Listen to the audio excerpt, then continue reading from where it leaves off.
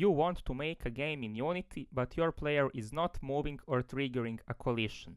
Well, in this video, we will learn something about debugging in Unity. First of all, debugging is one of the first steps when making a game in Unity.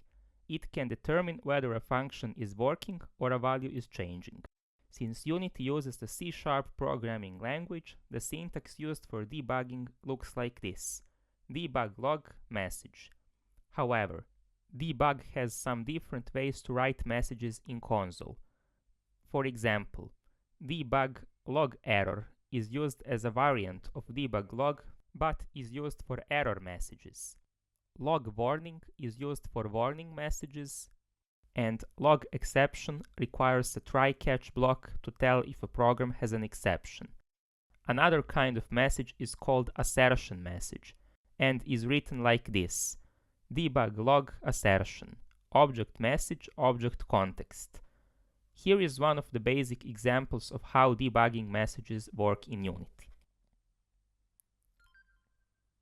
When opening a C# script, if a debug log is put in void start, it will be played at the first frame only.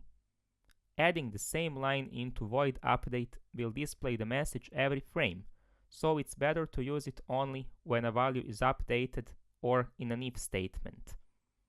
In order to check if your player is moving, use any player movement script that was explained in one of the previous videos, and try to add these lines of code.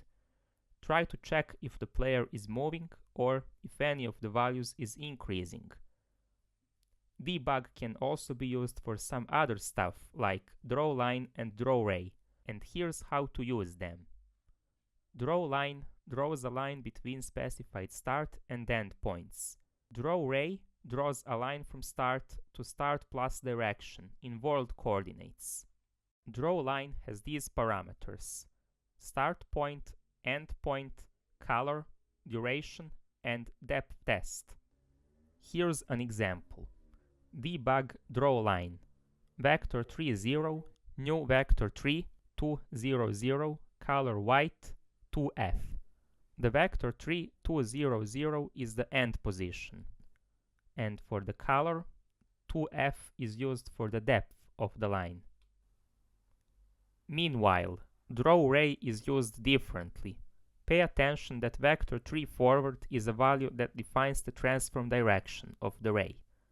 In the second line, transform position is drawn towards the vector 3 value with a defined color. Vector 3 forward, transform direction, vector 3 forward multiplied with 10.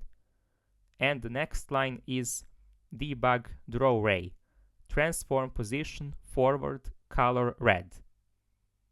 drawRay has a direction parameter known as dir, direction and length of the ray. drawLine and drawRay can work perfectly if the code needs to know the direction of the player movement. It can also be used to draw lines on the scene view, which is very useful to determine the mouse position, as explained in one of my previous videos for Space Shooter tutorial series. Okay, let's go back to the context of implementing Debug.Log into your code. If your player cannot detect collisions, like trying to collect a coin or passing through an invisible object, make sure to add Debug.Log to determine if the collisions actually work, and check the tags. This is very important because you need to put the tag in the Debug.Log just to check if the collisions are working in void onTriggerEnter. I have made a simple game project in Unity that only has this capsule character, and the player is moving fine, but I want to check if the movement is actually working. What should I do? Go to the C# script and in every movement line of code write Debug.Log. After this line, I will put Debug.Log player movement. But in the jumping, I will add isGrounded to make sure that isGrounded is true.